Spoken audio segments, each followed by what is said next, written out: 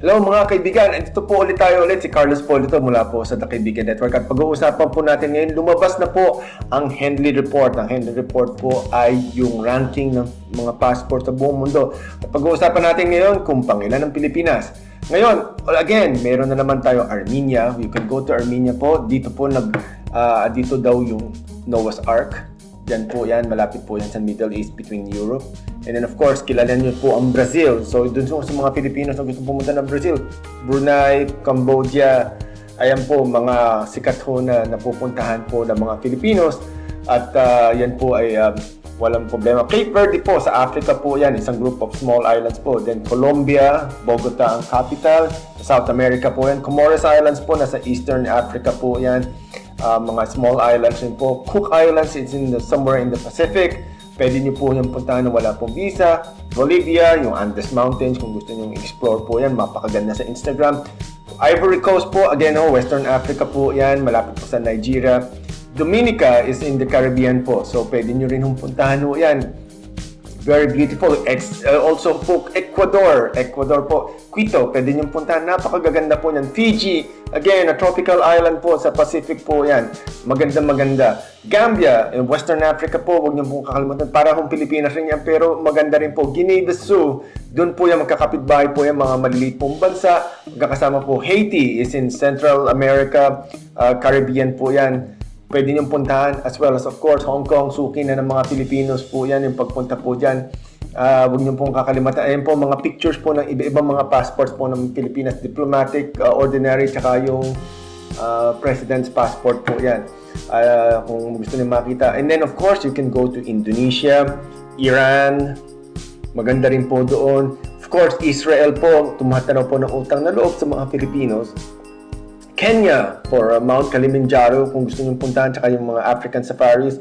Macau for your gambling at tsaka yung mga touristy na katabi ng Hong Kong, you can go there. Kyrgyzstan, mga kasama po niyan dito ho sa Central Asia po yan, magaganda rin po. Madagascar, maniniwala pa kayo, related po ang mga Filipinos sa mga tao doon. Maldives, ayan po rin group ng island na napakagaganda, madalas pinupuntahan ng mga Filipinos. Marshall Islands are in the Pacific. Pwede niyo po yung puntahan, masaya po doon. Mauritiana po is nandito po yan sa Eastern Africa, maganda rin po dyan. Costa Rica is very beautiful as well, napakagandang puntahan, very biodiverse. Mauritius po ay andun rin po sa malapit po sa Madagascar po yan, Eastern Africa. Micronesia is a group of islands po dito po sa Pacific, malapit po sa Papua New Guinea, Philippines po yan. And then Morocco, if you want to experience Northern Africa, napakaganda po ng Morocco. Mongolia, the desert, Gobi Desert, nandun po. Malaysia, kilala po natin itong mga bansa na ito, kapitbahay natin. Mozambique is in Africa. You want safaris, the Victoria Falls, andyan po yan. Myanmar, ating mga kababayan po sa Myanmar, maraming mga Filipinos rin yan. Nepal, if you want to see the roof of the world, kasama po ang Tibet, magkakapitbahay po yan, India, you can go there. Nicaragua, again, in Central America, you need to learn how to speak Spanish a little bit. Niue is dito po yan sa Polynesia rin po yan kayo pupuntahan. It's a small island po yan na pwede nyo puntahan. Palestinian territory po, kapag kayo nagpunta sa Jerusalem, katabi po yan. Papua New Guinea, yan po. Konting ingat lang, pero it's still a very beautiful place to go. Peru, napakaganda po dyan. Amazon is also there. Rwanda is for the gorillas, if you want to go and see the gorillas, dyan po yan. Tsaka tropical fishes. Palau is also a group of islands in the Pacific. Santa Lucia is off in the South American coast po yan. You can go there. Samoa is also in the Pacific. Gusto nyong puntahan, mga beaches, coves, etc. Paradise. St. Vincent and the Grenadines, dyan po yan sa Venezuela po yan. Kakalapit rin po yan. Seychelles, doon po sa Gulf of Arabia po yan. Pwede po kayong pumunta dyan na walang visa. Napakaganda rin po dyan. Then Somalia po, you need to probably have friends there to bring you along. Suriname po is sa South America po yan. Taiwan, kapitbahay lang po natin yan. Kilala natin yung mga yan. Maraming Pilipinas yan. Tajikistan po is in Central America, katabi po ng Kazakhstan, dati pong Soviet Republic. Tanzania po ay kasama rin natin na pwedeng puntahan. Sa Africa po yan.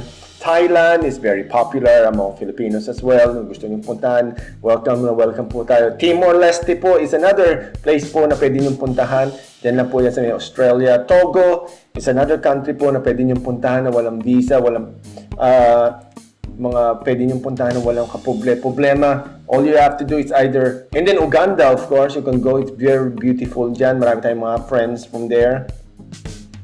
At lahat po ito, Vanuatu is you can go also there, nasa Pacific Ocean, and Tuvalu as well is also in the Pacific Ocean. So ito po, check niyo po sa mga websites nila if you want to go there as well. Don't forget also like, comment, and subscribe po. Napakaganda po. Number 80 na, bumaba ang Pilipinas sa rankings from 71 naging 80th na this 2019. Nagbabago po yan every year. Depende po yan sa mga diplomatic relations. So yan po ang kailangan natin intindihin, kailangan natin malaman. And then also always check on their website kung paano pumunta for the latest documents to bring. Hindi po pwedeng basta-basta lang tayo pumunta and then okay na ito. So again, ito po mga dapat yung requirements na kailangan din palagi pag nagta-travel po tayo. Valid passport na hindi dapat 6 months bago mag-expire, kailangan yung gamitin yan. Hindi po pwede yung mga last minute kasi medyo marami ho ngayon nag-a-apply, marami matagal maglabas ng passports.